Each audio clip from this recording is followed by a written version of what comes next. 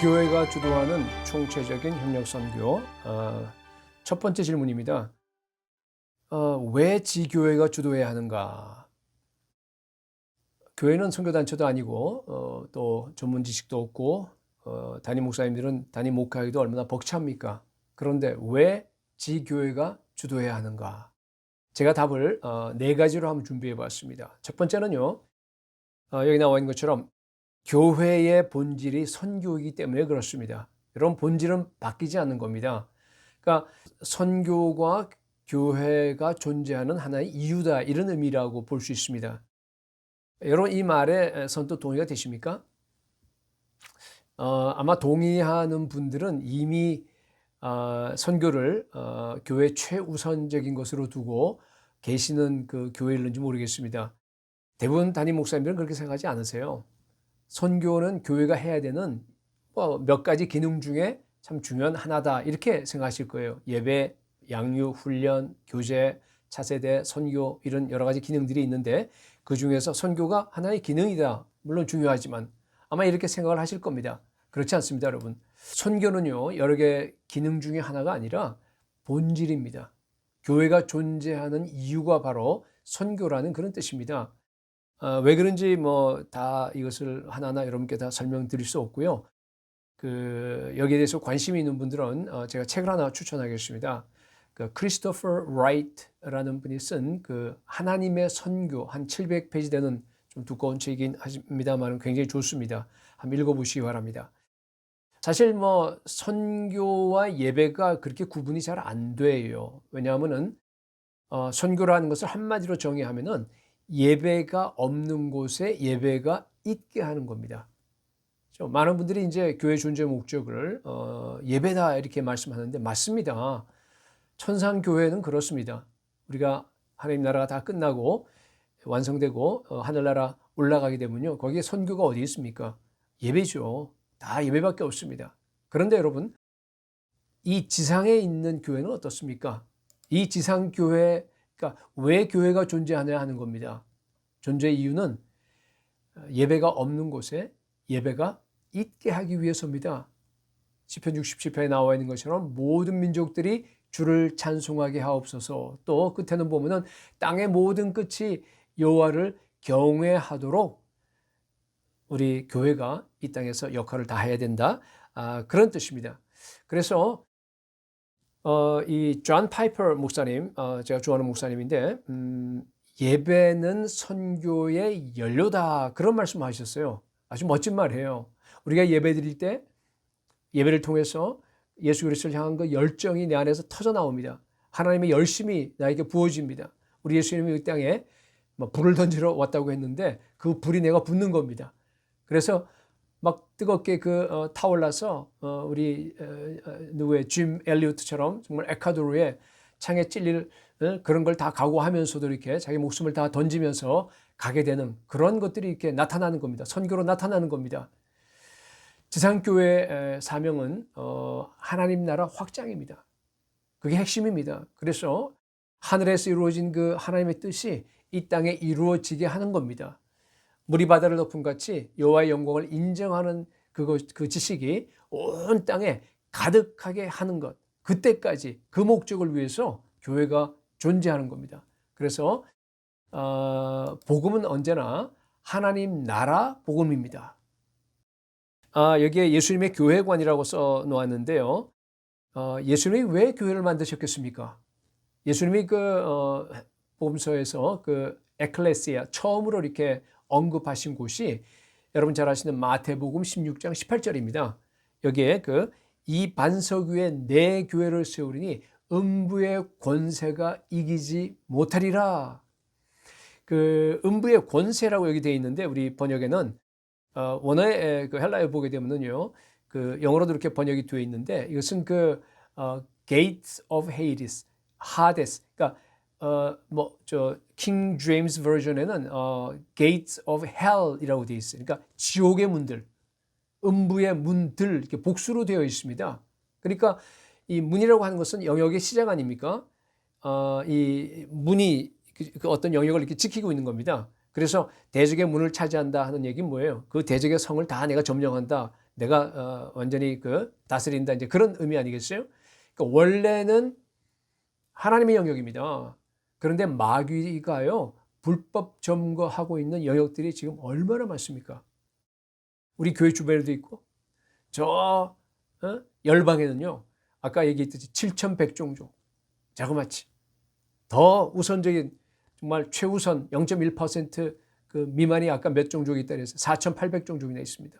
그 영역을 갖다가 그 악의 악령들이요 다 점령하고 있는 겁니다. 그러니까 교회가 어떻게 하라는 거예요 지금 예수님의 말씀으로는 가서 그 영역을 갖다 두드려 부수라는 얘기예요. 지옥의 문들을 그 음부의 문들을 갖다 가서 교회가 가서 그냥 전부 다 부시는 겁니다. 그러면 뭐예요? 여기 뭐라고 되어 있어요? 음부의 권세가 이기지 못하리라.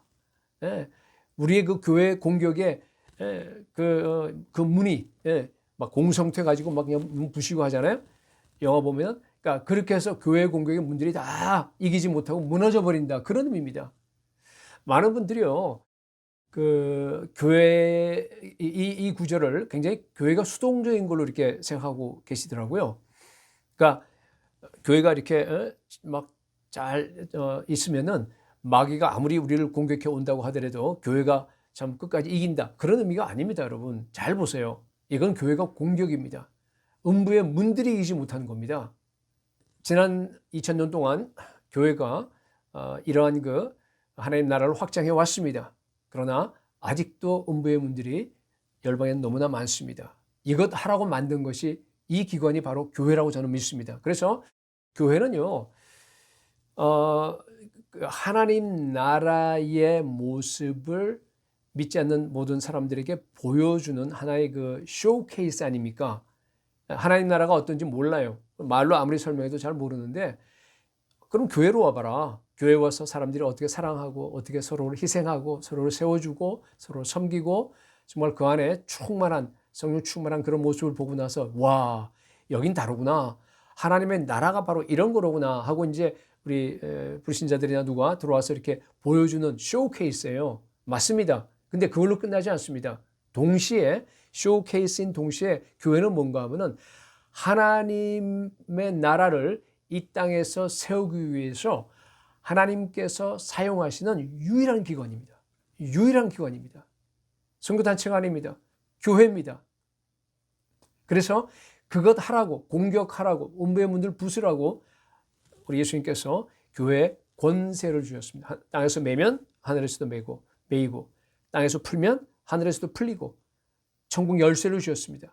그래서 저는 이 말씀대로 교회의 모든 기능은 다 선교로 수렴이 되어야 된다고 믿고 지금까지 그렇게 가르치고 그렇게 살아왔습니다. 자, 두 번째, 왜 지교회가 이 믿음 종교 선교를 주도해야 하느냐? 이 답은 뭐라고 되어 있습니까? 성경에 그렇게 써 있으므로, 성경에서 뭐 그렇게 하려면 하는 겁니다. 초대교회 모델, 이 성경에 왜 그렇게 자세하게 초대교회에 대한 그 이야기를 갖다가 예를 들어서 뭐 사도행전 2장에 4장까지 이렇게 쭉 이렇게 잘 아주 세밀하게 묘사되어 있습니까? 또는 바울이 그 선교하던 모습을 이 사도행전 전체에 정말 참 오래 긴 그 장들을 할애해서 이렇게 써 있는 이유가 뭐라고 여러분 생각하십니까? 과거에 이런 일이 있었어. 그러니까 너희들 좀 참조해. 그거 아니지 않습니까? 앞으로도 너희들이 여기 써있는 이대로 해라는 겁니다. 그래서 모델이라는 말을 그러니까 모델로 우리에게 제시한 겁니다. 성령께서 세우신 신약교회는 여기 써있는 이대로 이런 모습이 되어야 돼. 선교는 이렇게 하는 거야. 오고 오는 교회들에게 모델로 너희도 이렇게 따라오라고 쓴 걸로 저는 믿습니다. 그래서 그 사도행전 글 읽으면서 이런 말을 외치고 있다. 성경을 읽으면서 여러분 그런 소리가 들리십니까? 성경에는 선교 단체가 선교한 적이 없습니다. 언제나 교회입니다. 지교회가 주도했습니다. 우리 랄프 린터 말씀하신 대로 E1, E2, E3 뭐 그런 선교들 여러분 보세요. 다 누가 했습니까? 교회죠. 지교회가 있습니다. E0, E1 선교도 예루살렘 교회, 베드로 요한. E1 선교, 사마리아 선교도 마찬가지로 어떻게 됐어요? E2 선교도, 사마리아 선교도 평신도인 빌립 집사가 있습니다. 나중에 물론 이제 사마리아 가서 베드로 요한이 이제 안수해서 성령세를 베풀곤 했지만은 또 E3 선교 누가 있습니까? 땅끝까지 선교하는 것은 안디옥 교회, 바울과 바나바. 모라비안 교회 모델이라고 여기 나와 있죠. 18세기 그 모라비안 교회, 여러분들 잘 아시는, 사실은 이들이 선교한 것은요, 그 윌리엄 캐리, 우리 그 60년 전이에요. 그분보다 60년 전입니다. 허슨 테일러 중국 내지 선교한 것보다는요 150년 전 이야기입니다. 이것이. 그러니까 100% 자비랑입니다.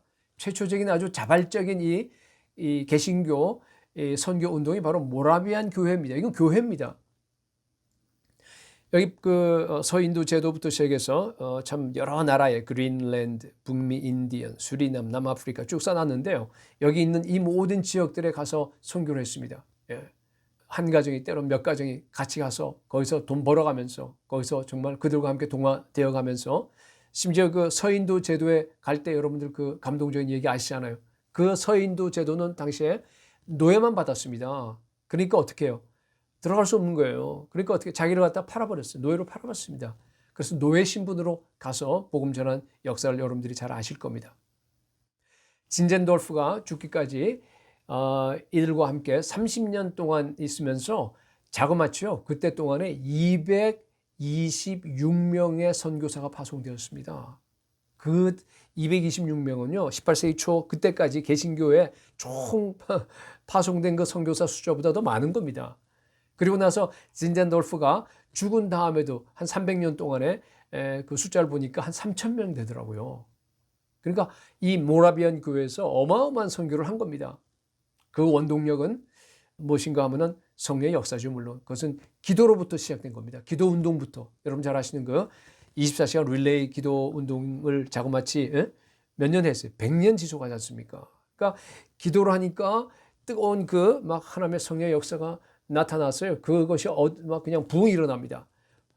기도하면 부흥이 일어나죠. 반드시. 그리고 나서 그 부흥이 결국 분출되는 곳이 바로 선교입니다. 온 열방에 우리 주님의 대위임령을 받아서 교회 본질인 이것을 갖다가 일어나기 위해서 지교회가 선교했습니다. 그게 바로 모라비안 선교였습니다.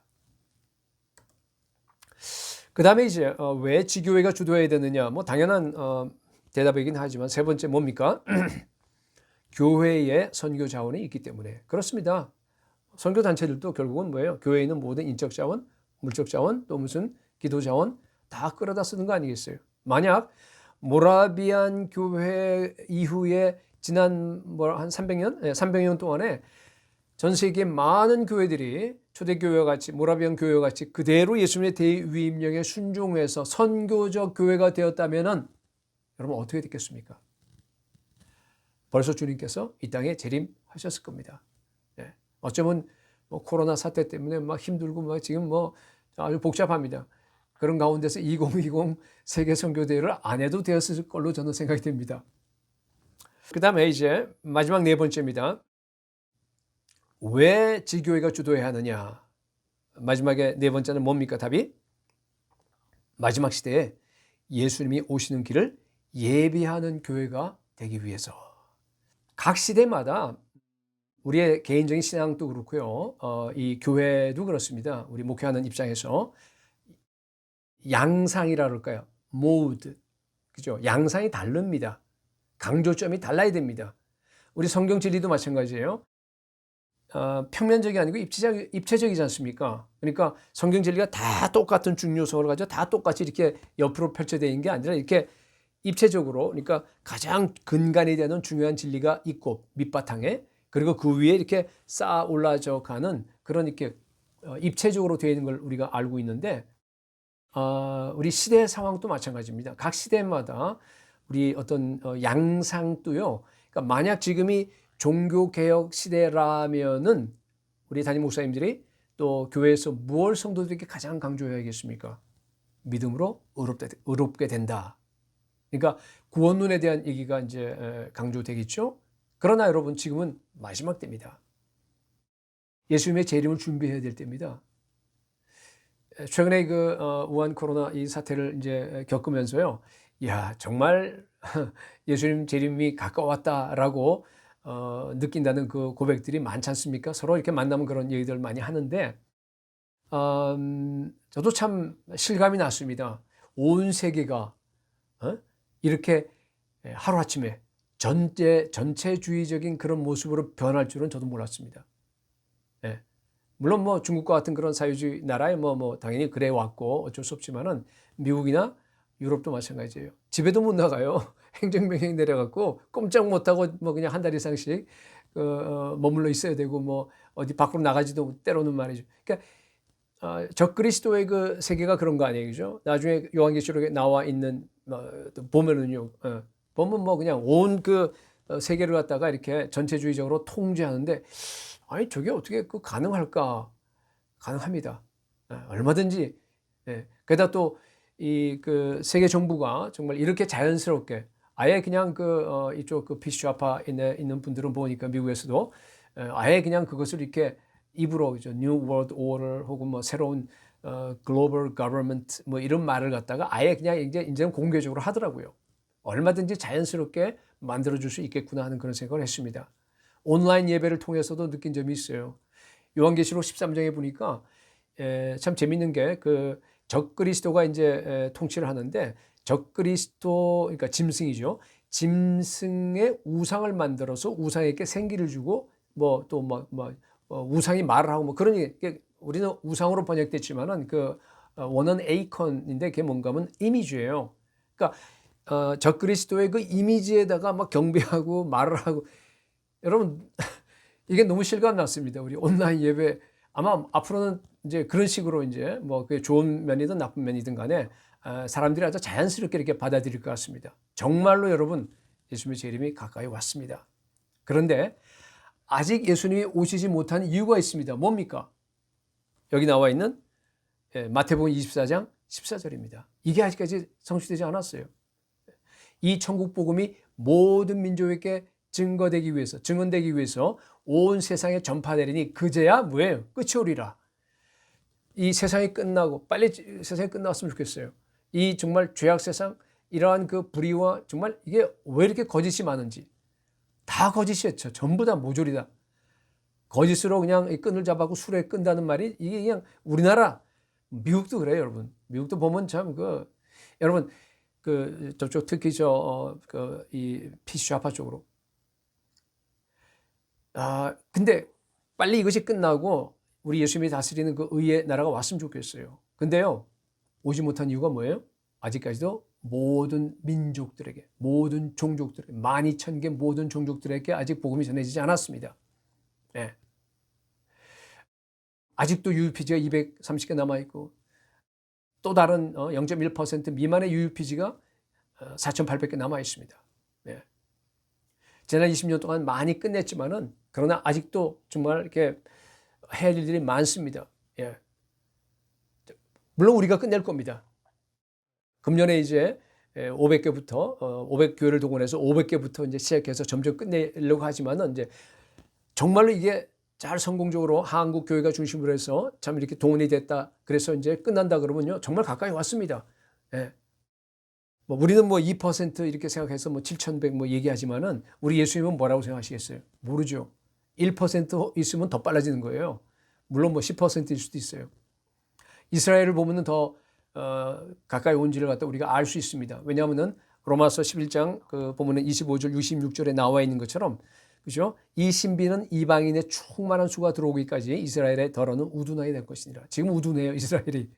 예수 그리스도가 메시아인 걸 인정하지 않아요. 그러나 점점 더 이 지금 추세가 예수 그리스도를 메시아로 인정하는 그 숫자가, 메시아닉 주들이 점점 늘어납니다. 예. 그걸 보면은요, 정말 가까이 왔구나 우리가 예측할 수 있습니다. 건국때 48년도에 겨우 20명인데 2000년대 그때 당시에 막 5,000명이 됐다고 막 떠들썩했던 것이 기억이 나요. 근데 20년이 지났어요. 지금 2020년이에요. 지금 몇 명인 줄 아십니까? 이스라엘에 있는 그 700만 중에서 그 메시아닉 주가요, 자그마치 3만 명이나 됩니다. 점점 더 확장돼 나갑니다. 그러니까 그만큼 이게 여름이 가까운 겁니다. 글쎄 예수님 오실 날이 몇백 년 남아도 상관이 없어요. 왜냐? 성경에는 누구나 다 종말론적인 삶을 살도록 요구하기 때문에 그렇습니다. 교회는 언제나 종말론적인 모두가 되어야 합니다. 2000년 전에 바울도 고린도전서 7장 보면 그렇게 살았잖아요. 그렇게 살라고 우리에게 권고합니다. 그렇게 살아야 돼요. 네. 안에 있는 자는 없는 자처럼 물건 많은 사람 다 쓰지 못할 것처럼 그렇게 살아야 되는 겁니다. 저는 오늘 모든 교회의 이 모드가, 이 양상이요, 종말론적인 양상이 되어야 된다고 믿습니다. 베드로후서 3장 12절 거기 나와 있는 베드로 사도가 우리에게 뭐라고 얘기하냐면은 하나님이 날이 임하기를 바라보고 간절히 사모하라고 그럽니다. 두 가지예요. 간절히 사모하라, 바라보고, 첫째는 바라보고 두 번째는 간절히 사모하라고 되어 있는데, 두 번째 간절히 사모하라는 원어를 보면은 또 영어도 이렇게 번역되어 있는데 보면은요, 스퓨도라고 한 동사인데 이거는 앞당겨라는 뜻이에요. 하나님의 날이 임하기를 앞당겨라, 재촉해라라고 하는 그럽니다. 영어로 보면은 hastening the coming of the day 이렇게 돼 있어요. 어떻게 교회가 우리 예수님이 오실 날을 앞당길 수 있습니까? 예수님이 오도록 빨리 길을 예배하면 됩니다. 천국 복음을 빨리 7,100 미전도 종족에 다 전해야 됩니다. 그거보다도 가장 우선적인 우선순위인 0.1% 미만의 4,800 종족에게 가서 우리 교회가 지교회가 주도해서 나가야 됩니다. 예, 교회가 앞장서야 됩니다. 그래서 지교회가 주도하는 이 선교 이 운동이 우리 한국 교회 가운데 계속적으로 이렇게 확산되기를 이번에 소망하면서 선교대회를 개최하는 겁니다.